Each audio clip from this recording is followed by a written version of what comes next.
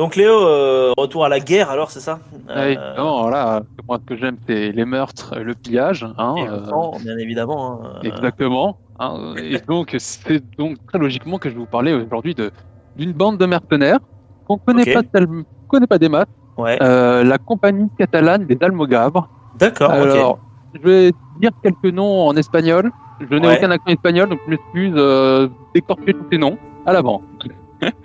d'accord, t'inquiète pas, on a l'habitude d'écorcher les noms dans cette émission. Donc, aujourd'hui, on connaît à peu près tous l'anabase de Xénophon, cette immense aventure de mercenaires à travers les steppes d'Asie, mais on connaît très peu cette aventure qui est quand même tout aussi extraordinaire de cette compagnie, dont Ouais, le récit a été couché sur parchemin entre 1325 et 1328 par un certain Ramon Muntaner, qui est le chroniqueur attitré de cette compagnie. Donc, étant quasiment une seule source sur le sujet, je vais un peu détailler qui est ce Ramon. C'est le fils d'un aubergiste qui est né à Peralda en Catalogne, aux alentours de 1265. Il ouais, rentre dans la carrière des armes à cette eau à 20 ans, où il combat les Français en Sicile dès 1285. Il combat sous la bannière du roi d'Aragon, Jacques II. Il participera dès cet instant à peu près toutes les actions de la compagnie, qu'il va retranscrire dans un récit assez haut en couleur quand même, mais sans aucun remords et sans aucun scrupule sur tout ce que cette compagnie a fait pillage, meurtre, viol, extorsion de fonds, enfin, à peu près tout ce qu'une compagnie de mercenaires peut faire au Moyen-Âge. Alors, les Almogavres, d'où viennent-ils? Qui sont-ils? Le terme, ça dérive de l'arabe al-Mugawar, qui désigne les auteurs des razzias dont sont victimes les Arabes dans la péninsule ibérique. Avec la Reconquista, le terme passe chez les chrétiens sous la forme catalane d'Almogaver et désigne grosso modo la même chose que chez les Arabes, des paysans ou des bergers catalonais ou aragonais chassés de chez eux par les Arabes puis par les croisés de la Reconquista. Ces paysans chassés s'associent en bandes qui vont devenir de plus en plus nombreuses et de plus en plus puissantes, puis vont se transformer en troupes professionnelles à la fin du XIIIe siècle. Les Almogavres sont en effet parmi les premiers représentants des grandes compagnies de militaires professionnels qui vont s'illustrer en Occident à partir du XIIe siècle. On pense aux compagnies de Brabançon qui vont se battre à Bouvines en 1214, ou encore les routiers de France, les routiers en France pendant la guerre de 100 ans, qui vont que du Guesclin va avoir bien du mal à chasser en les menant justement en Espagne, mais ils n'ont aucun rapport avec les nôtres. Les mercenaires donc, sont une pratique très courante dans l'Europe médiévale, à une époque où il n'existait pas d'armée permanente professionnelle, où les armées efficaces étaient peu nombreuses. Les paysans ne sont pas de très bons soldats si on ne les entraîne pas tout le temps. Donc, revenons au combat en Sicile, le début de cette compagnie. Donc, durant ce combat, entre Jacques II d'Aragon et son frère Frédéric II d'une part, et les Français du Capétien Charles Ier, frère de Saint-Louis de l'autre part, une compagnie d'Almogavres se distingue et c'est le début de l'aventure. En 1302, la paix est signée entre les Aragonais et les Français. La Sicile revient aux mains des Aragonais. Alors que la compagnie, comme tous les mercenaires, aurait dû être licenciée, leur chef ne l'entend pas du tout ainsi. Leur chef s'appelle Roger de Flore et c'est quelqu'un qui a tout le profil d'une sale ordure. Il est en 1267 à Brindisi. Il devient templier, participe à la défense de Saint-Jean d'Acre en 1291. Puis il est chassé du temple pour avoir détroussé les chrétiens qui fuient la ville. Vraiment pas de chance pour eux. Il est ah oui, réputé pour être cruel et sanglant et met ses compétences au service du plus offrant. Ça c'est classique d'un mercenaire évidemment. Et il se retrouve donc en Sicile où il va fonder la compagnie catalane. Roger de Flore refuse d'être licencié et il voit grand, très grand. Il n'a pas l'intention de rester en Sicile. Son regard se tourne vers l'Orient, une terre pleine de promesses et surtout de richesses. Il se transforme en agent commercial et démarche un client qui en a bien besoin en ce moment. Ce client n'est ni plus ni moins que l'Empire byzantin et son ah oui, empereur Andronique II. Ils sont d'accord. alors tous les deux attaqués par les Turcs qui campent sur la rive orientale du Bosphore et menacent Constantinople, notamment depuis 2 siècles de progression constante depuis la fameuse bataille de Manzikert. Andronique s'empresse d'accepter. Les Byzantins s'appuient de toute façon depuis très longtemps sur des mercenaires. Les Varegs, la Oui, guerre les fameux Vareg, Vareg. sont des mercenaires. D'ailleurs, je me permets un petit aparté. Vas-y. Quand vous écouterez cet épisode, chers auditeurs, il existera une chronique réalisée par Benjamin sur la fameuse gare de Varek et notamment aussi le dernier Viking Je la conseille, elle est très intéressante, elle dure seulement 45 minutes. Voilà, sur ce, je te laisse reprendre Léo. Très bien, le message est passé. Donc, René de Flore est nommé grand-duc, chef de la flotte impériale et de tous les ports de toutes les îles de l'Empire, avec 4 mois d'avance. Ouais. C'est un investissement qui est plutôt rentable.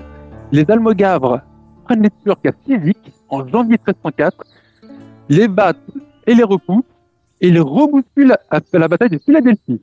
En avril, l'Asie mineure est reconquise, et en août, les Turcs sont repoussés derrière les montagnes du Taurus, au fin D'accord. fond d'Anatolie. 2 siècles d'expansion ottomane est passé en quelques mois. Roger de Flore est élevé à la dignité de César, deuxième personnage de l'Empire. Ouais. Il est un peu au fait de sa puissance. Mais Andronic a décidé de faire un peu le pingre. Ça va les jouer des tours, ça, non? Donc Andronic décide de ne plus les payer. Ça va engendrer Ouais. des tensions. Michel IX, son fils, va choisir de régler cette histoire de la manière forte. Il assassine Roger à Andrinople et assiège Gallipoli, qui est le bastion des Almogavres dans l'Empire. Ouais. Classique en. Ouais, ça, bon. En même temps, quand on paye pas les gens, voilà ce qui arrive. Hein. Voilà ce qui arrive. Les Byzantins, ils ont un peu réveillé et retourné plutôt une bête sauvage contre eux, et ils vont bien s'en mordre les doigts. 2600 hommes, sous le commandement de Béranger d'Entensa, vont porter la guerre devant Constantinople, alors que pendant ce temps-là, Ramon Muntaner commande Gallipoli, repousse ses assiégeants et réussit à les anéantir. Au passage, il massacre même quelques mercenaires que Byzance avait engagés pour les réduire au tir. Mais il dit que bon, vu qu'il est bien parti, il va pas s'arrêter en si bon chemin. Il sort de Gallipoli et rencontre et met en déroute Michel IX en 1309. Dès lors, la compagnie en a fini avec les clients, elle se met à son compte. Béranger d'Entensa, donc qui était parti vers Constantinople, il ravage les rivages de la Propontide, il la trace, réduit ses habitants en esclavage et attaque même les chantiers navals impériaux de Sténia, juste à côté de Constantinople, en brûlant 150 navires. Ah oui, d'accord. Ah oui, il déconne plus en fait là. Ah oui, ils en ont marre, pas de monnaie, voilà. Ok. Et donc il finit sans trop se presser, sans se fouler, par une démonstration de force sous les murs de Constantinople, ce qui affole l'empereur et ses habitants. Oui, tu m'étonnes. Michel IX retente sa chance, parce que bon, une fois, il a son honneur à conserver, mais il se refait battre près de Rhodostro. Les mercenaires feraient presque oublier les Turcs, finalement. Turcs d'ailleurs qui en profitent pour reprendre l'Anatolie. Bon. Oui, bien évidemment, c'est normal. La compagnie, après ça, met la Grèce à peu et à sang, et très clairement, le mot mesure, pour eux, ça s'applique pas. Spoliation des habitants des grandes villes, mise en coupe réglée de la région de Gallipoli, qui devient un gigantesque marché aux esclaves. Les habitants sont rançonnés quotidiennement. Les mercenaires vivent très bien, certes en tant que prédateurs, mais ils vivent très bien. Et Ramon Muntaner le dit lui-même dans sa chronique, et il s'en émeut pas du tout. Il dit, et je cite, « Nous y victimes de rapines, car nous n'avons jamais ni semé, ni planté, ni travaillé la terre. » Donc, Oui, donc, il il est un grand assume. seigneur. Ah oui, il assume, alors totalement.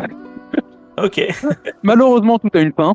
Bah oui. La compagnie va se déchirer lorsque Ferran de Majorque, cousin de Jacques II, en prend la tête. Tous les chefs se soumettent sauf un, Bernat de Rocafort. Ouais. Donc, il décide de quitter Gallipoli. De toute façon, on n'a plus aucune richesse. La compagnie se scinde en deux compagnies rivales. En 1307, Ferran et Muntaner forment la première compagnie, la première des deux. Ouais. S'emparent de Skopelos et essayent de prendre une autre île, le B, mais là, malheureusement, ils tombent sur un bon militaire et ils se font capturer. Les Français relâchent Muntaner assez rapidement et son chef devra attendre 1 an après. Bon, pour l'instant, c'est pas très grave. La deuxième compagnie rivale, menée par Rocafort, ravage encore une fois la trace, la péninsule de Cassandra, l'espèce de trident qui amorce dans la mer Égée, et puis les célèbres monastères du mont Athos, de 1307 à 1310. Mais bon, même les mercenaires ont des règles, ils tyrannisent tellement ces hommes à violer les règles du partage du butin, à prendre des femmes n'importe comment, que ces capitaines le livrent en 1308 à Robert d'Anjou et il finira sa vie dans une oubliette. Le reste de la compagnie, du coup, assiège en vain Thessalonique pendant 1 an, puis, devant cet échec, se met au service du duc d'Athènes, qui arrive à vaincre ses ennemis. Mais encore une fois, le duc d'Athènes essaye d'en se débarrasser, Et là, vous devinez ce qui va arriver. Ils refusent, ils se battent, et le duc perd la vie et la bataille à la bataille d'Almiros le 15 mars 1311. Pendant cette bataille, la majorité des barons francs perdent la vie en même temps. Ils s'emparent dans la foulée de Thèbes et du duché d'Athènes, où ils fondent une sorte de république sous l'autorité très lointaine et très théorique du roi d'Aragon. Elle continue de se battre à droite, à gauche, mais c'est clairement le déclin. Elle est devenue sédentaire, elle est beaucoup moins séduisante et se désagrège petit à petit à partir de 1374 jusqu'à être complètement envahie par le sultan Bayazet en 1394. D'où vient cette supériorité militaire, hein. Ils ont quand même meulé les Turcs, les Byzantins, les barons francs en Grèce. Ils n'étaient absolument pas en supériorité numérique, ils étaient même en infériorité numérique à chaque fois. Ouais. La compagnie compte environ, c'est des estimations, 6000 cavaliers fantassins et une quarantaine de navires. Et en fait, ils sont toujours combattus à 1 contre 2 ou 3. À la bataille d'Almiros en Grèce contre le duc d'Athènes, les Athéniens avaient 30 000 fantassins et 700 cavaliers. À Cyzique, ils se battaient contre 15 000 Turcs. Donc clairement, le nombre n'était pas de leur côté.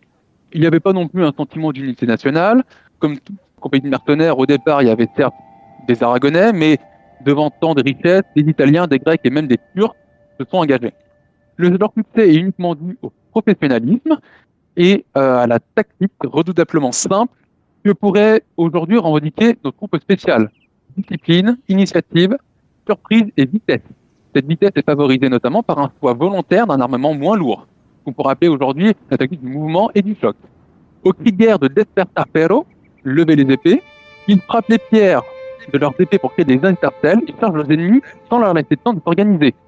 Soit un tombé de la nuit, à Cyzique contre les Turcs, ou à l'aube. Ils utilisent sans aucune honte la ruse. À Almiros, ils inondent le champ de bataille, créant un bourbier où les cavaliers francs vont s'embourber, justement, et vont se faire massacrer alors qu'ils ne peuvent plus bouger. Encore une fois, c'est la victoire du fantassin sur le cavalier bien armé. D'accord. Et s'il le faut, les femmes qui les accompagnent peuvent aussi se battre. Exemple, la Gallipoli, où Montaner, qui dispose que 140 soldats, fait monter les femmes sur les remparts. La compagnie, outre ça, dispose de règles très strictes. On a bien vu Rocafort qui n'a pas arrêté de les violer. Les décisions sont discutées devant la troupe. Le butin est partagé équitablement. Un cinquième a pour le chef et le reste est partagé entre tout le reste des soldats à égalité. Et la justice est recherchée. Les capitaines payent grassement la troupe et achètent leur fidélité, comme ça. Ouais. Les équipements et leurs coûts sont consignés dans des registres extrêmement bien tenus. En 1309, on a même un semblant d'institution qui commence à se mettre en place.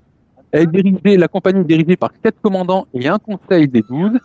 Et Montaner porte le titre de chancelier et trésorier général de l'armée. Donc on voit que lorsqu'ils ont fondé leur république du duché d'Athènes, il y avait un semblant d'institution de république, on peut pas appeler ça de la république, plutôt d'oligarchie qui se mettait en place. Donc cette compagnie est excellente en défense comme en attaque. Les seules limites se trouvent à l'occasion de certains sièges. Les Almogaves ont battu les Turcs, ont failli mettre à bas l'Empire byzantin et ont porté les couleurs de l'Aragon en mer Égée. Les bannières de la compagnie arborent les armes des rois d'Aragon et de Sicile, même si c'est une autorité, encore une fois, très théorique. Il n'en reste rien aujourd'hui, excepté dans le folklore balkanique, où on dit en général aux enfants qui ne veulent pas manger leur soupe ou leur repas, mange ta soupe, sois bien sage petit enfant, ou prends garde aux Catalans. Ah ouais, d'accord. C'est ainsi que s'éteignit l'ancêtre de nos compagnies militaires privées actuelles. Eh ben écoute, je connaissais pas du tout cette compagnie de mercenaires, au demeurant très sympathique. Mais en tout cas, ouais, j'ai regardé la carte pendant que tu parlais sur la campagne en Anatolie et franchement, Oui, ils ont bien bourlingué. Ils ont bien bourlingué, ouais. Ils étaient loin de chez eux, on va dire, quoi. Donc merci beaucoup Léo pour ta petite intervention.